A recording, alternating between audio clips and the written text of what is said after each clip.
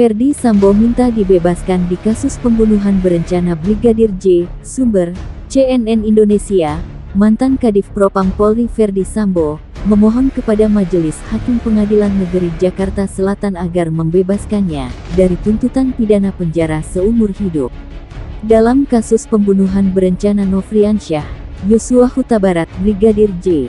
Permohonan itu disampaikan dalam sidang dengan agenda pembacaan nota pembelaan atau pleidoy di Pengadilan Negeri Jakarta Selatan, Selasa, 24 bulan 1. Memohon kepada Majelis Hakim Pengadilan Negeri Jakarta Selatan yang memeriksa, mengadili, dan memutus perkara ini, agar berkenan menyatakan membebaskan terdakwa Ferdy Sambo dari seluruh dakwaan, atau setidak-tidaknya melepaskan terdakwa Ferdy Sambo dari segala tuntutan hukum, ujar penasihat hukum Sambo, Arman Hanis. Sambo juga meminta agar majelis hakim memulihkan nama baik dan harkat martabatnya seperti sedia kala. Selain itu, majelis hakim diminta memberi perintah kepada institusi Polri agar melepaskan garis polisi yang terpasang di rumah Sambo yang terletak di Jalan Duren 3 No. 46, Jakarta Selatan yang merupakan tempat kejadian perkara pembunuhan Brigadir J.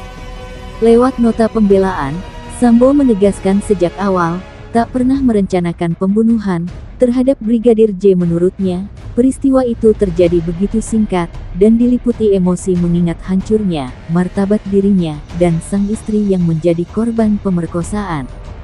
Baik saya maupun istri saya telah didudukkan sebagai terdakwa dalam persidangan ini dan berada di dalam tahanan, sementara 4 orang anak-anak kami, terkhusus yang masih balita juga punya hak dan masih membutuhkan perawatan, juga perhatian dari kedua orang tuanya, ujar Sambo. Sambo juga mengatakan bahwa sebelumnya tidak pernah melakukan tindak pidana di masyarakat, melakukan pelanggaran etik maupun disiplin di kepolisian, selama 28 tahun mengabdikan diri kepada institusi Polri. Sambo mengaku telah mendapat berbagai penghargaan di antaranya Bintang Bayangkara Pratama, yang diberikan oleh Presiden Republik Indonesia dan penghargaan tertinggi dari Polri, berupa 6 pin emas Kapolri, atas pengungkapan berbagai kasus penting di kepolisian. Sambo pun mengungkapkan, sederet kasus besar yang pernah ditangani selama menjadi anggota Polri, seperti pengungkapan kasus narkoba, jaringan internasional dengan penyitaan barang bukti 4 ton 212 kg sabu, kasus Joko Chandra, dan kasus tindak pidana perdagangan orang yang menyelamatkan pekerja migran Indonesia di luar negeri. Atas perkara ini saya telah dijatuhi hukuman administratif dari Polri berupa pemberhentian tidak dengan hormat PTDH sebagai anggota Polri. Akibatnya saya telah kehilangan pekerjaan dan tidak lagi mendapatkan hak-hak apapun termasuk uang pensiun, sehingga saya telah kehilangan sumber penghidupan bagi saya dan keluarga, kata Sambo.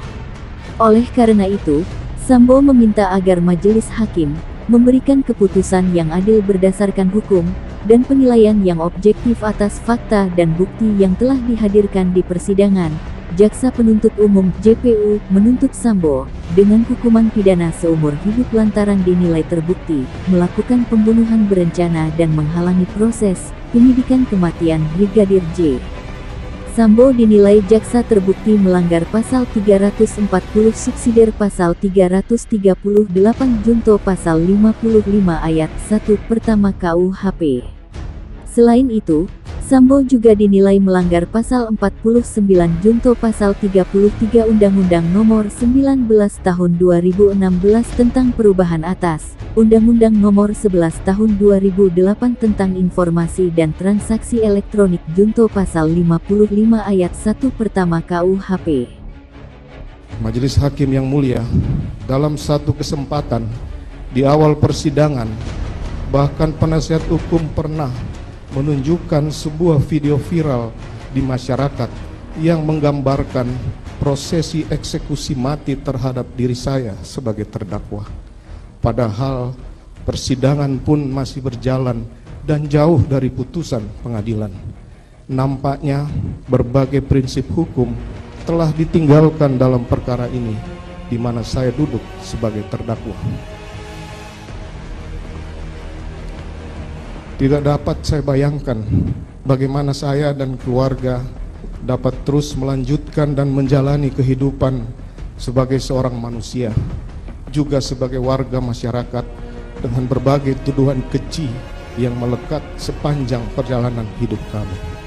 Meski demikian, istri, keluarga, terkhusus anak-anak, dengan penuh kasih dan kesabaran tidak pernah berhenti untuk menguatkan dan meyakinkan bahwa harapan keadilan masih ada walaupun hanya setitik saja. Karenanya saya tidak boleh berhenti menantikan keadilan. Harapan akan keadilan itu mengalir pada persidangan yang mulia ini dan akan bermuara pada kebijaksanaan majelis hakim dalam putusannya. Putusan yang akan menentukan nasib perjalanan hidup saya, istri, anak-anak, dan keluarga besar kami.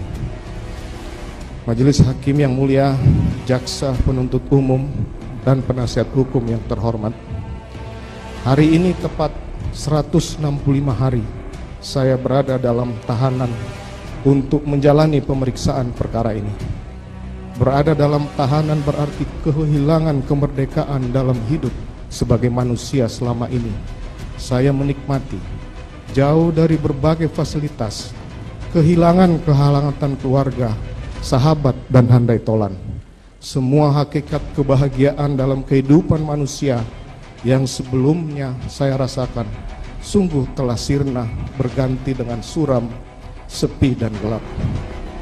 Di dalam jeruji tahanan yang sempit, saya terus merenungi betapa rapuhnya kehidupan saya sebagai manusia.